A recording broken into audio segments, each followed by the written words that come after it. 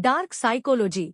Dark psychology मनोविज्ञान का एक ऐसा क्षेत्र है जो मानव व्यवहार के उन गहरे, छिपे और अक्सर नकारात्मक पहलुओं पर ध्यान देता है, जिनका उपयोग लोग दूसरों को प्रभावित करने, नियंत्रित करने, हेरफेर करने या नुकसान पहुंचाने के लिए करते हैं। यह मनोवैज्ञानिक तकनीकों, रणनीतियों और व्यवहारों का अध्ययन करता है जो स्वार्थी, अनैतिक या हानिकारक उद्देश्यों के लिए इस्तेमाल किए जाते हैं। डार्क साइकोलॉजी का उद्देश्य यह समझना है कि कुछ लोग दूसरों की भावनाओं, विचारों और कमजोरियों का फायदा कैसे उठाते हैं और यह कैसे समाज, रिश्तों और व्यक्तिगत जीवन को प्रभावित करता है। डार्क साइकोलॉजी क्या है? डार्क साइकोलॉजी उन मनोवैज्ञानिक सिद्धांतों और तकनीकों की जांच करती है जो लोग जानबूझकर या अनजाने में दूसरों पर नियंत्रण पाने या उन्हें हानि पहुंचाने के लिए उपयोग करते हैं। यह सामान्य मनोविज्ञान से अलग है क्योंकि यह उन व्यवहारों पर केंद्रित है जो नैतिकता की सीमाओं को लांघते हैं। यह समझने की कोशिश करती है कि कुछ व्यक्तियों के दिमाग में ऐसी प्रेरणाएं क्यों उत्पन्न होती हैं और वे दूसरों को प्रभावित करने के लिए किन तरीकों का सहारा लेते हैं। डार्क साइकोलॉजी के प्रमुख तत्व। डार्क साइकोलॉजी में कुछ विशेष व्यक्तित्व लक्षण और व्यवहार शामिल हैं, जिन्हें डार्क ट्रायड और अन्य समान विशेषताओं के रूप में जाना जाता है। ये निम्नलिखित हैं। 1. नार्सिसिज्म। यह एक ऐसी स्थिति है जिसमें व्यक्ति अत्यधिक आत्ममुग्ध होता है। वह खुद को दूसरों से बेहतर मानता है और अपनी प्रशंसा, ध्यान और मान्यता की तलाश में रहता है। नार्सिसिस्ट लोग अक्सर दूसरों की भावनाओं को नजरअंदाज करते हैं और अपने फायदे के लिए दूसरों का उपयोग करते हैं। उदाहरण, कोई व्यक्ति जो हमेशा अपनी उपलब्धियों का बखान करता है और दूसरों की कमियों को उजागर करके खुद को बेहतर दिखाने की कोशिश करता है। 2. मैकियावेलियनिज्म। यह व्यक्तित्व लक्षण चालाकी, धोखे और हेरफेर पर आधारित है। ऐसे लोग अपने लक्ष्यों को प्राप्त करने के लिए किसी भी हद तक जा सकते हैं, भले ही वह अनैतिक हो। वे दूसरों की भावनाओं का शोषण करते हैं और रणनीतिक रूप से अपनी छवि बनाए रखते हैं। उदाहरण, कोई व्यक्ति जो अपने सहकर्मी को गलत जानकारी देकर प्रमोशन हासिल करता है। 3. साइकोपैथी।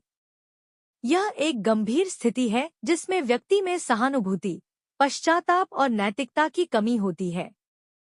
साइकोपैथ लोग ठंडे, भावनाहीन और स्वार्थी होते हैं।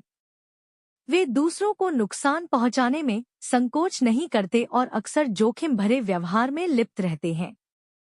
उदाहरण, कोई व्यक्ति जो बिना किसी अपराध बोध के झूठ बोलता है या दूसरों को ठगता है। 4. सैडिज्म। यह तब होता है जब कोई व्यक्ति दूसरों को दुख या पीड़ा देने में आनंद लेता है। यह शारीरिक, मानसिक या भावनात्मक नुकसान हो सकता है। सैडिस्ट लोग दूसरों की पीड़ा को देखकर संतुष्टि प्राप्त करते हैं। उदाहरण, कोई व्यक्ति जो दूसरों को अपमानित करके या उनकी भावनाओं को ठेस पहुंचाकर खुशी महसूस करता है। डार्क साइकोलॉजी की तकनीकें। डार्क साइकोलॉजी में कई ऐसी तकनीकें शामिल हैं जिनका उपयोग हेरफेर और नियंत्रण के लिए किया जाता है। कुछ सामान्य तकनीकें निम्नलिखित हैं। 1. गैसलाइटिंग। यह एक ऐसी तकनीक है जिसमें व्यक्ति किसी को यह विश्वास दिलाने की कोशिश करता है कि उनकी वास्तविकता या अनुभव गलत है। इससे पीड़ित व्यक्ति अपनी मानसिक स्थिति पर सवाल उठाने लगता है।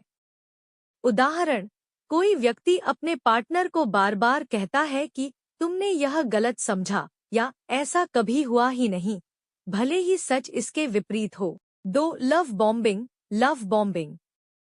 इसमें किसी व्यक्ति को अत्यधिक प्यार, ध्यान और प्रशंसा देकर उसका विश्वास जीता जाता है ताकि बाद में उसका शोषण किया जा सके।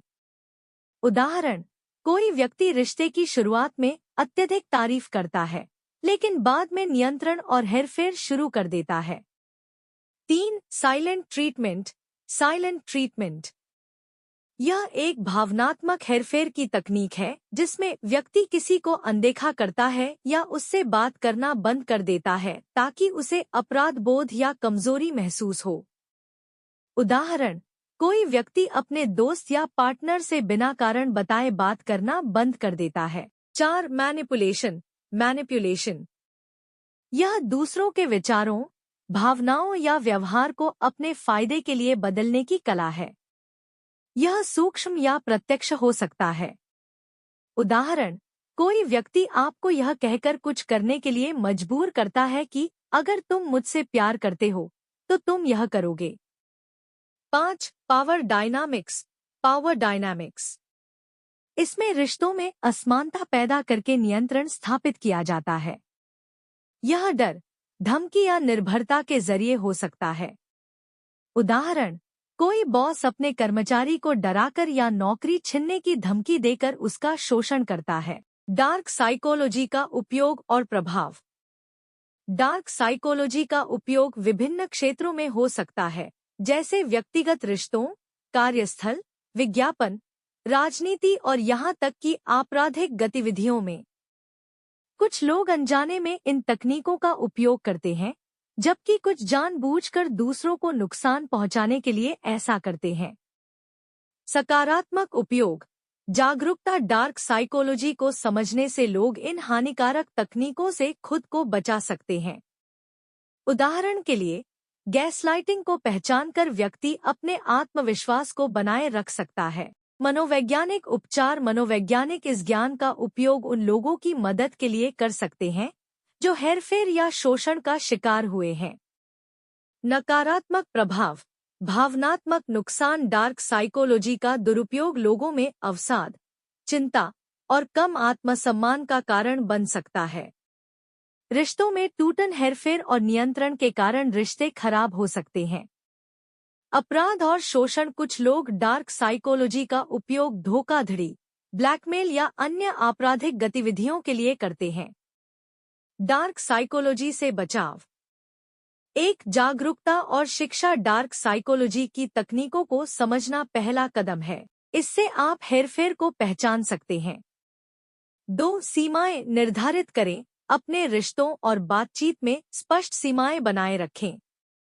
3. आत्मविश्वास बनाए रखें। अपनी भावनाओं और अनुभवों पर भरोसा करें, खासकर जब कोई आपको गैसलाइट करने की कोशिश करे।